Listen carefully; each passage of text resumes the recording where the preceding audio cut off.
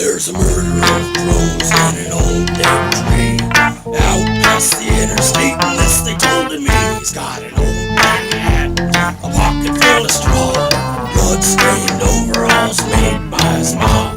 You'll find him in the cornfield at the end of the road with this 12-gauge shotgun and a step-side Ford. You better beware, son, they call him Old Man Crow. I said you better beware, son, they call him Old Man Crow.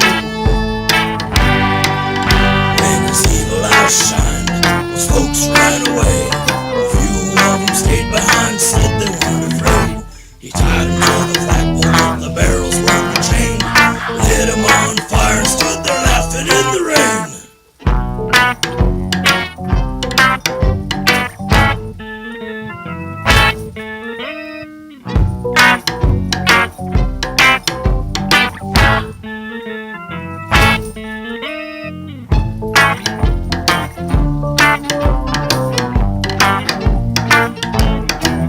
There was a murder of crows flying high overhead. I could hear them cackling.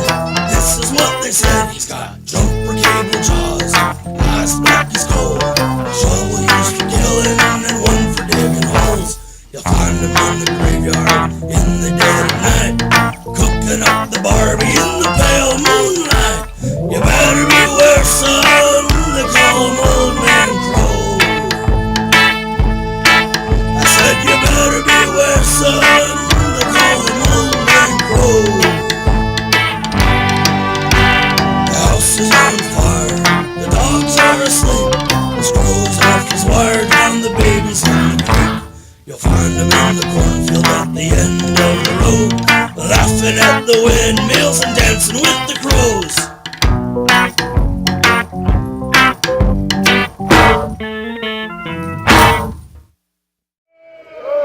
From the White House to Congress, decided to give over $1 trillion in tax cuts to billionaires when workers are suffering. We have a president in the White House who promised the sky to workers. He said he was going to stand up and fight for workers. Yeah, right. He said the system was not fair. He said he was going to drain the swamp. What we got is more swamp. That's right. Brothers and sisters, this administration is getting our regulations that keep workers safe at the workplace. They are getting rid of collective bargaining rights for federal employees. And for those of you in the construction industry and construction workers, where is that pledge to spend trillions of dollars in our infrastructure? It's nowhere to be found. So today, America's workers are demanding and declaring our independence from any political party, but we're going to hold every elected official accountable.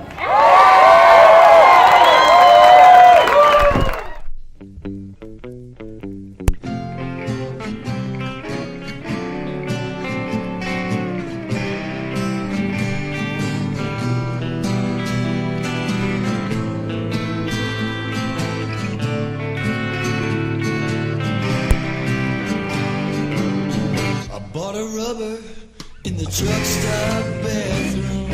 I saw your number scratched in the aluminum. Okay guys, in this video we are going to be talking about Labor Day in Virginia City. Now, the strange thing about Virginia City and Labor Day is they hold a Civil War Days celebration on Labor Day. I debated a bunch of the Civil War reenactors who, of course, denied that slavery had anything to do with the Civil War. I got a bunch of good footage of people marching from labor and from the unions. And I'm also going to bring you some tidbits of history about Virginia City, the history of the Clampers, because I am a Clamper, so I'll get you filled in on what ECV and the Clampers are all about. And we're going to play a bunch of good music, and it was an opportunity for me to wear stuff and pretend that I'm ContraPoints and something. Anyway, check this out. This is my old band, Scurvy Bastards. All right, you scurvy bastards. Let me hear y'all say arr!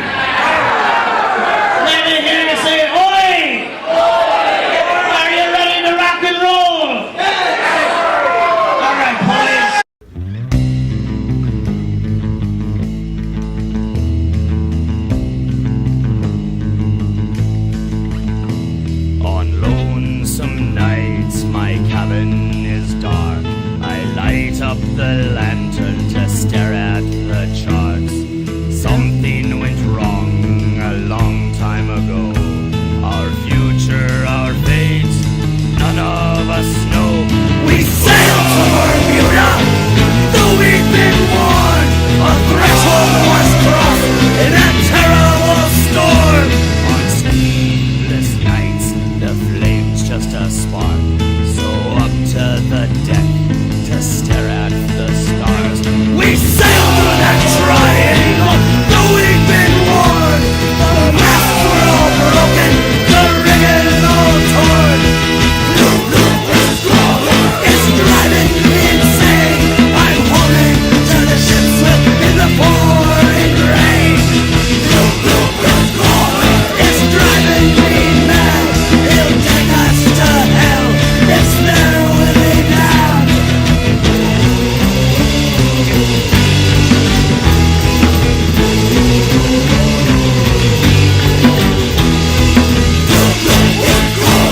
There's nowhere to hide.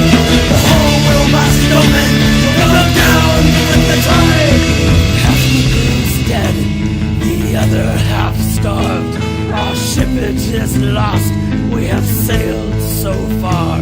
I fear that this ocean that stretches afar, gases murky, black waters on forgotten distant shores. The stars are all broken. What age are we in? Is this one curse or a lifetime of sin? It's driving me insane. I'm tied to the bowsprit in a pouring rain. It's driving me mad. He's taking us to hell. It's the only time.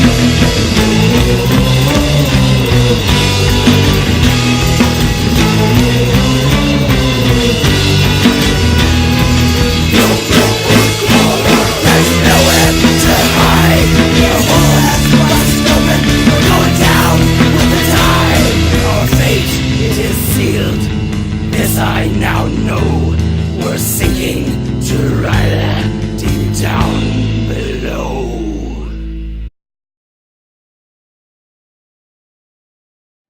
Just about every weekend you'll find some kind of parade, competition, celebration, or other event here in Virginia City.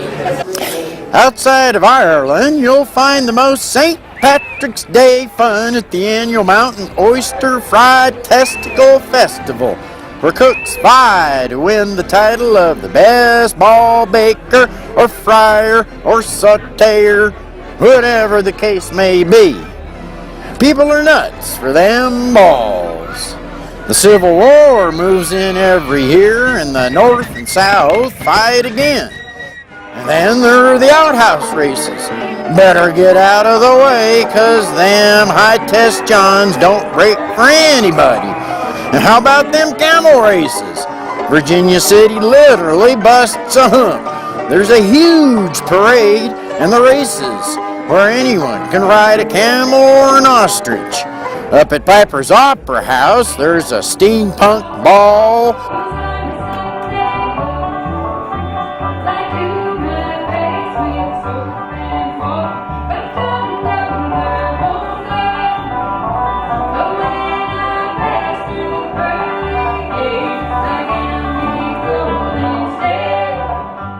Governor's Ball.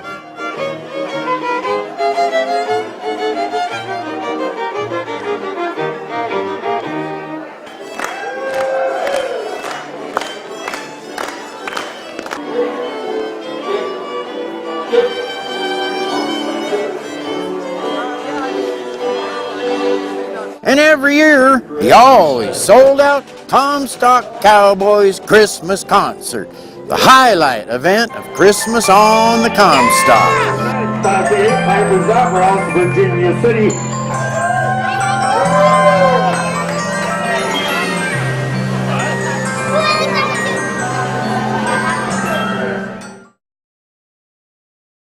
So this is the Red Dog Saloon, and years ago I played here with the Scurvy Bastards. that stage right there was actually about like that high. Literally, it was super high. And I fell off of it. It was really fun. But we killed it. And one of the really cool things about getting to have played here at the Red Dog Saloon in Virginia City is the history of others who have played here as well. So I'll show you. Their wall is fantastic. Let's see. Not all of these are from shows that were here, but like Big Brother and the Holding Company used to play here. You know, Janis Joplin. Grateful Dead used to play here all the time.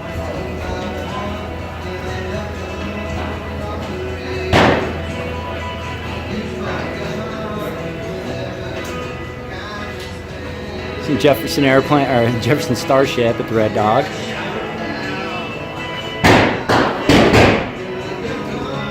This is my favorite poster they have here, because hell yeah, it's got the MC5 on it.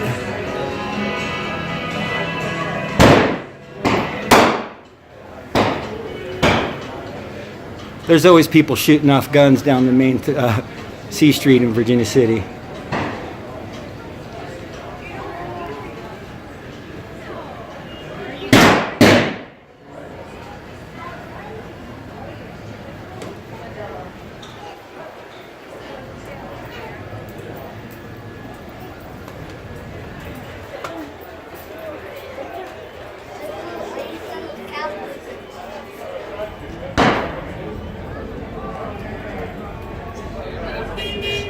Virginia City. Most people come here to walk this boardwalk, have an ice cream, and watch the afternoon gunfight. But I'll bet you a Carson City silver dollar that none of these people realize that this was the richest place on earth.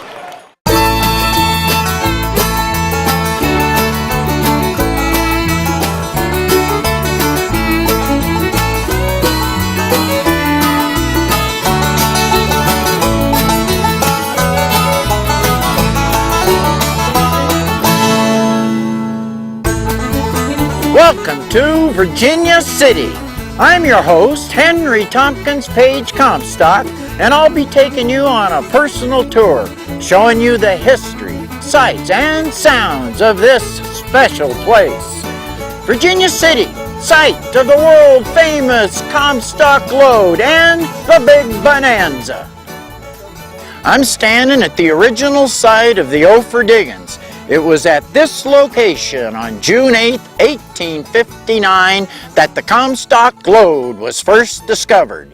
The wealth of the Comstock Lode mines extended from Virginia City south to Gold Hill. There, the Belcher, Crown Point, Yellow Jacket, Kentuck, Imperial, and the Empire produced $90 million and contributed to the 7 million tons of silver ore, $300 million in silver and gold, worth $6,500,000 were taken out of the lode.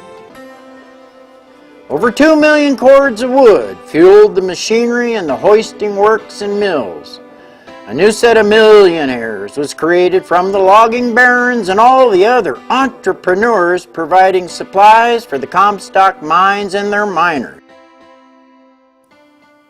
Virginia City grew as people poured in from all over the globe. Unlike what you saw on the TV show Bonanza, this was not another Dodge City. This was a 19th century industrial metropolis, and about 20,000 people lived here. There were mines, mills, and machine shops out on these now bare hillsides. The air was constantly pierced with the sounds of whistles calling workers to their shifts, the explosions of shafts being blasted, the grinding and squealing of machinery as ore was milled from the tailings, the 30 to 40 trains a day that were hauling lumber, supplies, visitors, and workers into town and carrying ore out all contributed to a constant noisy din.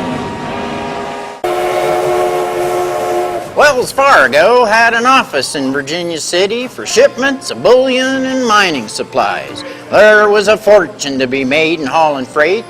William Sharon decided to corner the market by building a railroad. Sharon took his orders from William Ralston, who founded the Bank of California in San Francisco, along with investor Darius Ogden Mills. Ralston established the Virginia City branch of the Bank of California, which is now the Ponderosa Saloon. I'm standing in the bank's old vault. Ralston appointed William Sharon the bank's branch manager. In the late 1860s, the mines were in Nebraska, meaning they had fallen upon hard times, and owners needed a lot of money to pursue hard rock mining and expand to lower levels. Many owners borrowed heavily from the Bank of California. It became known as the Octopus, as its holdings expanded from collateral in mines to mills, water, timber, and ultimately the Virginia and Truckee Railroad. The days when the Comstock earned its fame as the richest place on earth was between 1859 and 1880. Annually, the mines are sending over $15 million to the mints in San Francisco and Carson City. The Virginia mine took over $105 million in gold and silver out of the ground. Of the 22 major mines, only 6 paid dividends more than the assessments of their operating costs. These were the California, Virginia, Gould and Curry, Crown Point, Belcher, and Kentuck. But by 1880, the Comstock lode was played out. In the 40 years until 1920, only $55 million were produced from the mines still in operation. This amount, combined with the total up to 1880, would bring the wealth extracted in gold and silver from the Comstock lode to approximately $6,500,000 at today's rates. From the turn of the century until 1959, Virginia City was literally a ghost town. Most of the machinery used in the mines was sold or melted down for scrap metal in the wars. Our once busy streets were empty. Houses and storefronts crumbled away, buffeted by zephyrs, the harsh sun, and brutal winters. The only major project was the paving of Geiger Grade, a vast improvement over the old toll road. This was a WPA project during the Depression. Then, in 1959, the town experienced a new bonanza. Ben and his 3 sons, Adam, Hoss, and Little Joe, would ride into Virginia City every Sunday night on their hit TV series Bonanza. Little did the viewers know that the Ponderosa Ranch was actually 43 miles away, down a mountainside, over a valley, and up the eastern slope of the Sierra by the shores of Lake Tahoe. All they knew was that they too wanted to ride into Virginia City like the Cartwrights and have a real Western experience. This was a rebirth for Virginia City. Okay, now that we're essentially caught up on the history of Virginia City, I want to talk a little bit about why I like the place so much, aside from the obvious, just cool old snapshot of history that it is. But it's rock and roll history too. So you saw in there that I crammed that clip of the Red Dog Saloon in between the other 2 videos.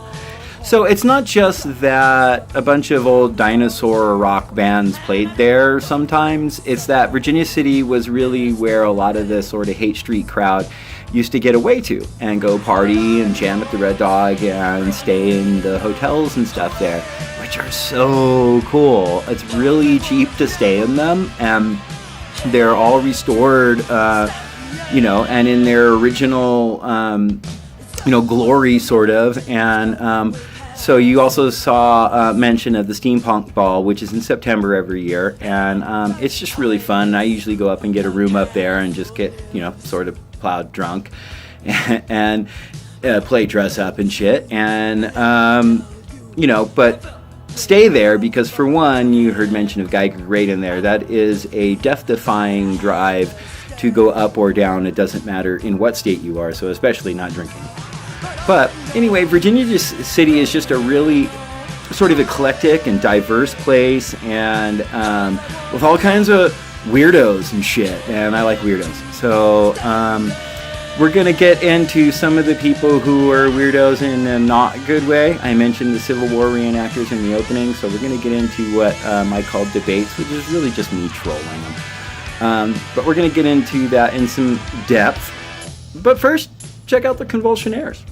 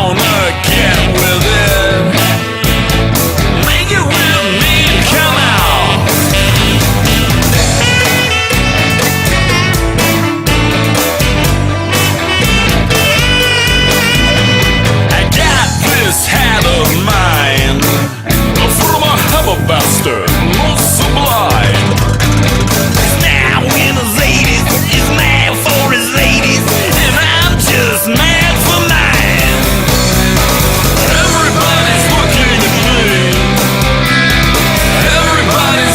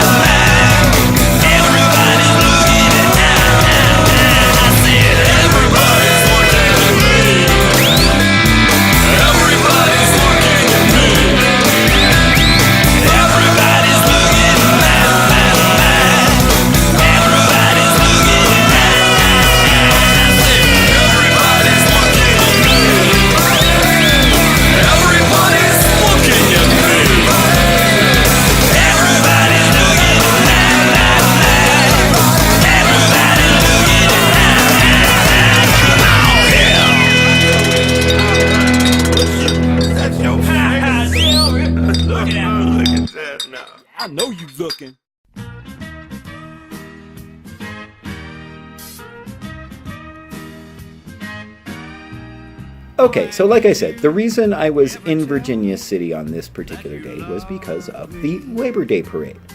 And Labor Day consists of workers. And I am a socialist, so I went to support workers. I had no idea that Virginia City had this long tradition of celebrating Civil War reenactments on Labor Day, and then having Civil War reenactors march in the Labor Day parade, who, as it turns out, are a bunch of apologists for the Confederacy. So I just want to make it really clear that I didn't go up there with any intention of trolling these people. And I did try to give them the benefit of the doubt that maybe they were just regular old Civil War reenactors, and they of course have to use Confederate imagery in order to properly reenact the Civil War history. So I asked them about their take on it, and as you'll see, they're not Civil War reenactors. They're a bunch of people who just want to celebrate racism and bigotry. So here, check it out. I know it's the 601 up ahead. Climbers are in between all that.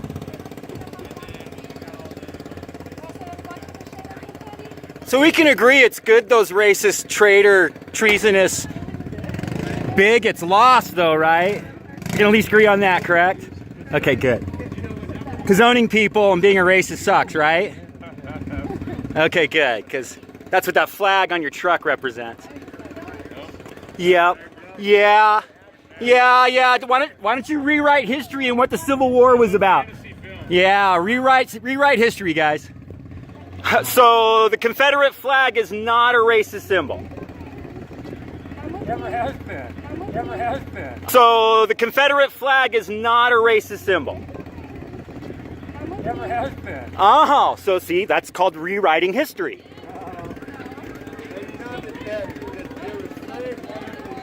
Yes, there sure was. Yes, there sure was. And you know what? People in Africa enslaved people too. Doesn't make what the Confederacy did right or just or not racist. Celebrating a disgusting heritage of traitorous racists. Bravo. Here come the true Americans. Labor. This is the true Americans over here, man. Labor. Labor is the true American. That's the righteousness of America. Right there. That's the righteousness of America. Not a bunch of racist traitors. Bunch of racist, treasonous traitors. Yeah. Celebrate it, guys. Celebrate it. Here comes what America's actually all about.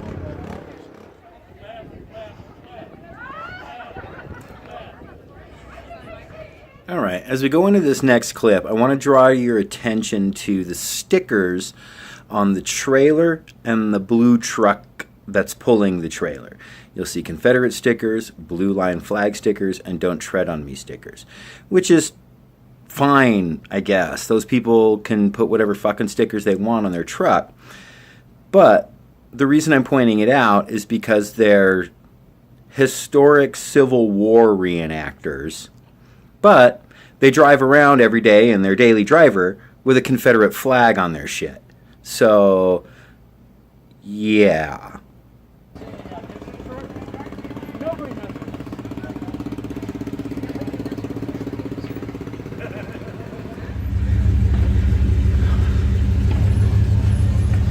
Confederate flag in the battle-born state. State that became a state to fight against that flag. It's a total disgrace. Yeah. It didn't become a state. Yeah, bullshit. That's what battle-born means. That's what no, don't talk to me about your rewrites of history. Sporting a Confederate flag, talking about it ain't racist. Give me a break. In a battle-born state. Good. I support my right to tell you what a disgusting racist symbol it is. Yes, it is. Yes, it is. Then what was the Civil War about? It wasn't about slavery. It wasn't about slavery. Not a racist symbol. Yes, it is. Yes, it is. Then what was the Civil War about? It wasn't about slavery. Oh, it sure wasn't, was it? Yeah, it had nothing to do with it, did it? Nice rewrite. Honey, how did you know? How did I know? Were you there? Because you're wearing a dress, you think you can rewrite history? Give me a break. No, I know history. You're trying to deny that slavery was a part of the Civil War. What the serious hell is wrong with you? Thank you. Interrupting everyone's. Oh, get over it. It's America. Absolutely. I am home. And I'm a clamper too. Satisfactory. Damn right. Sorry, more of an anarchist. I am a clamper. Chapter 8. Okay, so you hear a couple guys heckling me from the side of the road who apparently believe that you must be a communist if you're not some sort of apologist for the Confederacy. Yeah. But, as you can't tell from the video that I provided, but on the street it was obvious that they were both clampers, which is why I said that I too am a clamper and gave them the satisfactory. Now, most people aren't aware of what clampers are, and I most assuredly am one.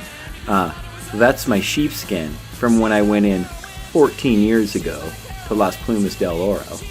But, like I said, most people aren't very aware or familiar with what the clampers are, so why don't we let Henry give us the basics? That's not a club I can afford, but there are some other Gold Rush clubs I might actually consider joining.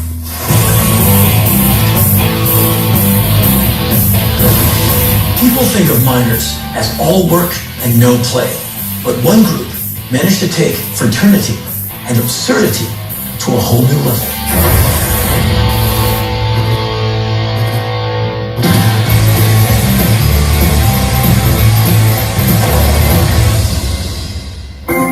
When we think of secret societies, we think of ridiculous rituals, incredible secrecy, and sometimes some elitism. The clampers, on the other hand, were very different, very much the miners' society. Yes, this is the ancient and honorable order of E Clampus Vitus. The motto being Credo Quida Absurdum. I believe because it's absurd. What is the backstory of the clampers? You're really never going to find the exact origin of the clampers, but a fellow by the name of Joseph Zumwalt brought the charter of E Clampus Vitus to California, to the goldfields. The story goes is that it spread like a wildfire, and very soon all of the miners were clampers.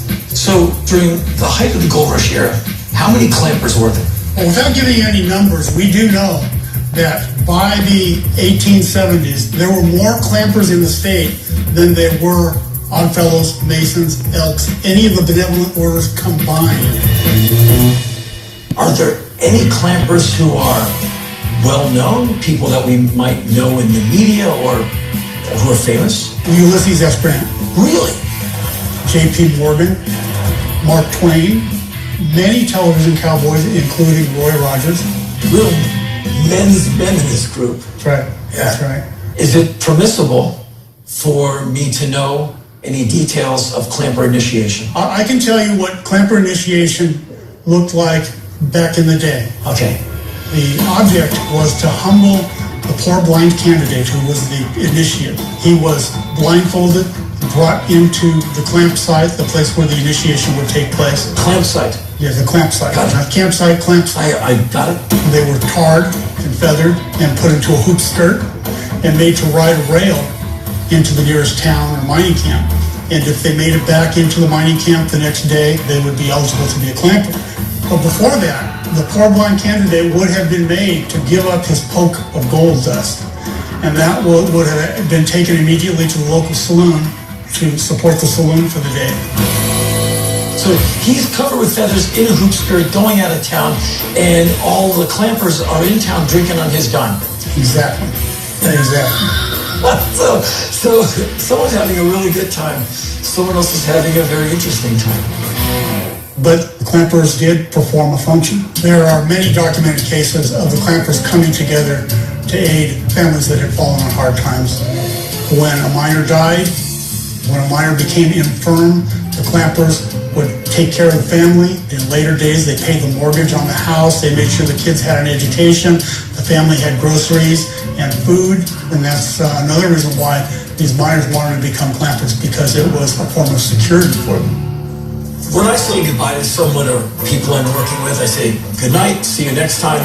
But I'm sure a group as venerated, as amazing and unique as the Clampers must have a unique way of ending the day. Oh, we sure do. Well, let's say it's the Reverend.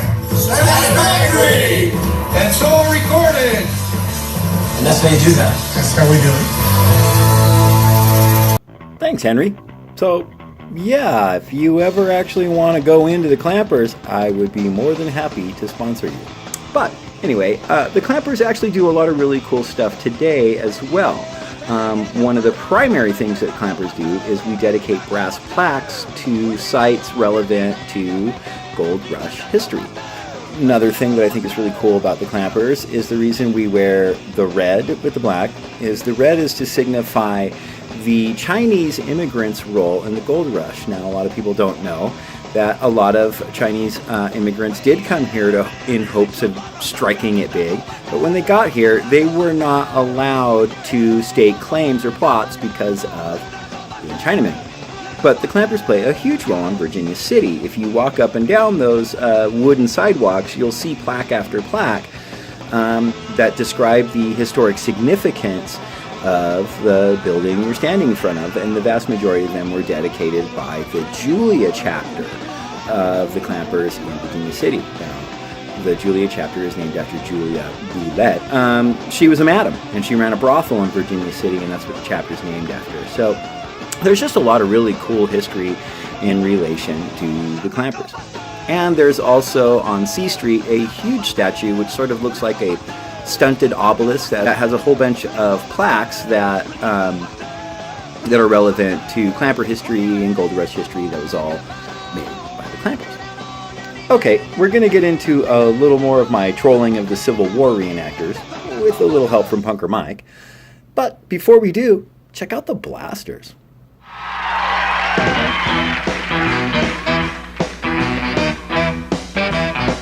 When you touch my hand and you talk sweet talk, I get a knocking in my knees and a wobble in my walk, and I'm trembling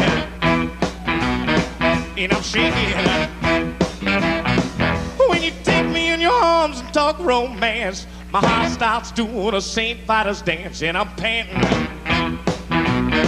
and I'm shaking. Early in the morning time, late in the middle of the night, whenever this chill comes over me, I want to hug you with all of my might, and I'm sweating and I'm shaking. Chill and a fever, I've been told, makes your head spin around and your feet run cold. I got fever and I'm shaking. Feel like I've been run through the mill. I can't move around and I can't stand still. I'm so jittery and I'm shaking. Samson was a mighty good man, strongest to end his day. And then along came Delilah and clipped his wig, and it looks like it took me the same old way. So I'm nervous and I'm shaking.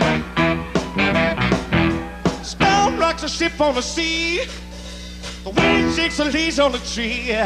I'm like a nervous wreck, I'm all shook up, and that's what you are doing to me, cause I'm jumping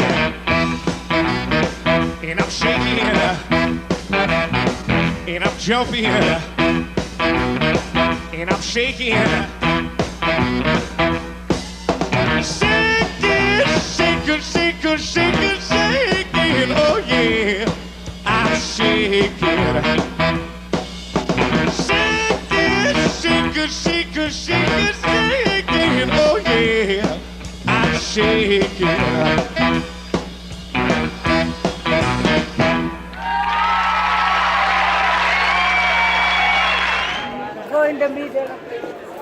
The Union is commanded by Colonel I'm so sorry. Okay, what are you tripping over, Confederates are commanded by Major. Yeah, I totally gave her the flat tire. You can't see her in the video, she was really small, but yeah. Carrying the colors was the most dangerous job you could do because you didn't have a weapon. Cool little western town, huh? Oh, I love Virginia City. Don't understand what that's about, though. Just about that.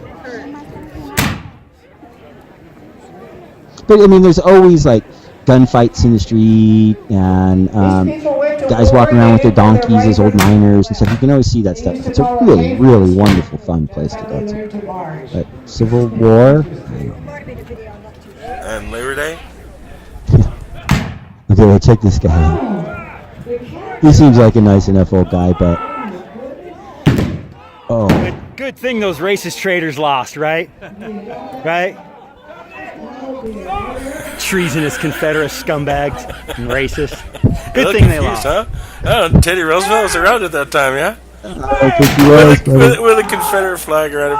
Didn't he have a Texas thing on his wrist? Texas flag with it.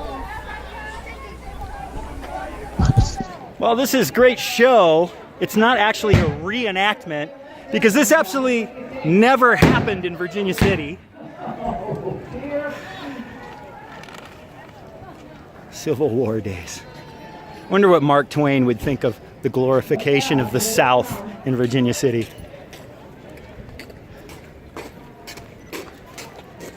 Hey, you don't want to get me close enough.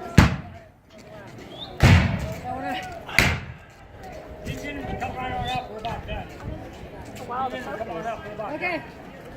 Come on forward, folks. Did a battle like this ever happen in Virginia City? No. Right here on this street? I don't know. Yeah, interesting. Particulars of what happened on the street. Never made it to Nevada. Yeah, there was never a Civil War battle in Virginia City. No, there were skirmishes. This is historical fiction when it's up here. So it's a chance to learn about it. Well, he was From the perspective of people who are pro-South, though, it's weird. It's more like a rewrite of history, kind of. It goes back and forth. I just had conversations with half of these people, and they told me that the Civil War was not about slavery. That was an issue, but even for a number of the Oh, okay. Okay, it's about corporations. I understand. I don't need you. Listen, I know a lot more about it than you obviously do because you're making apologies for it. So you really don't understand history. Thank you. Thank you. Appreciate your help. So obviously publicly educated.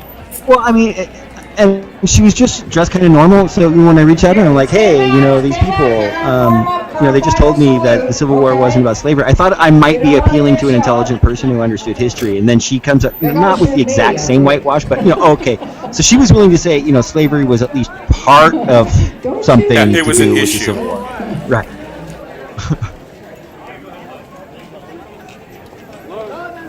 Nice running job, sir, Sergeant.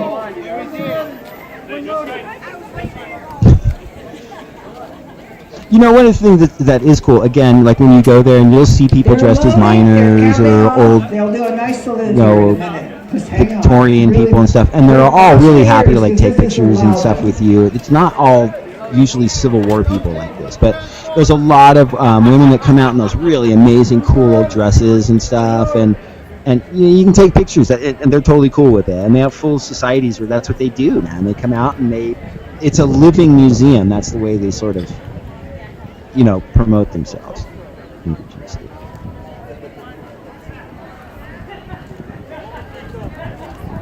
They took those cartridges and they tore them off with their teeth at the end of a battle. Their whole I'm still mouth missing and the teeth would be connection black. between Civil War days and Labor Day. Yeah, right.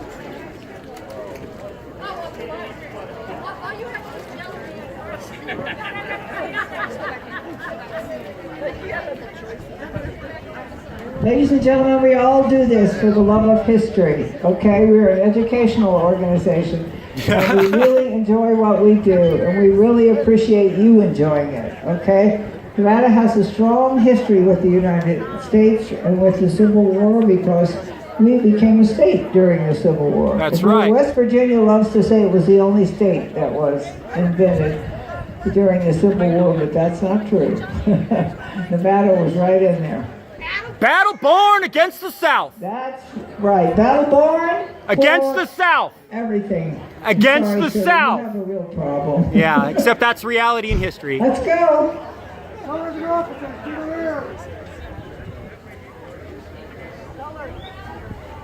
Oh,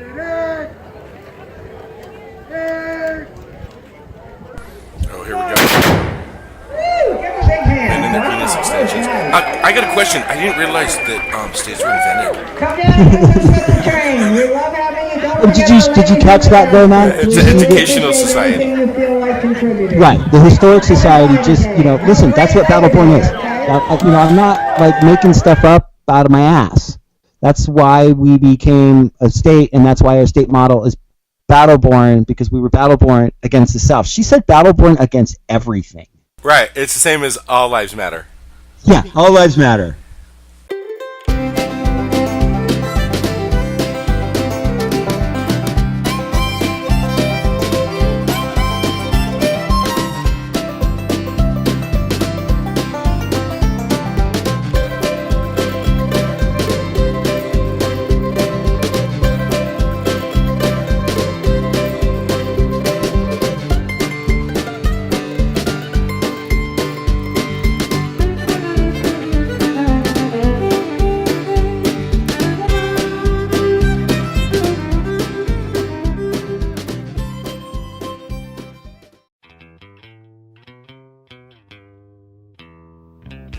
Okay, so there you have it. Cowpunk, labor, and the Civil War. I hope you enjoyed it. I hope you had fun learning about one of my favorite places, Virginia City. I guess the only thing that I would add is that, if these people want to be astoundingly ignorant, that's their right. If they want to be racist and put racist, dog whistle stickers on their vehicles, they're allowed. The only reason I have an issue with it is because not only are they parading through the streets of one of my favorite communities, they're also getting on microphones and telling the community there and children and families that they're an historic society and the things that they're portraying are factually and historically accurate when they most assuredly are not. They're the literal opposite of factual history and reality. So that's where I begin to have an issue. When you have an elevated and amplified platform backed by the spurious validation of being historic, people will believe you. And if you think that what we just witnessed on the streets of Virginia City isn't relevant to the broader thinking from a hell of a lot of people in America, as is relevant to the upcoming 2 elections, you're fooling yourself. This stuff is real and it's everywhere. But I hope you enjoyed some of the music I subjected you to, at least enough to maybe watch another video or sub us or go check us out over on Facebook, where we share all kinds of timely news and street action stuff and anti-fascist stuff and other silly punk rock coolness. So yeah, thanks a lot, guys. Hey, before we get out of here though, you gotta check out X. Hey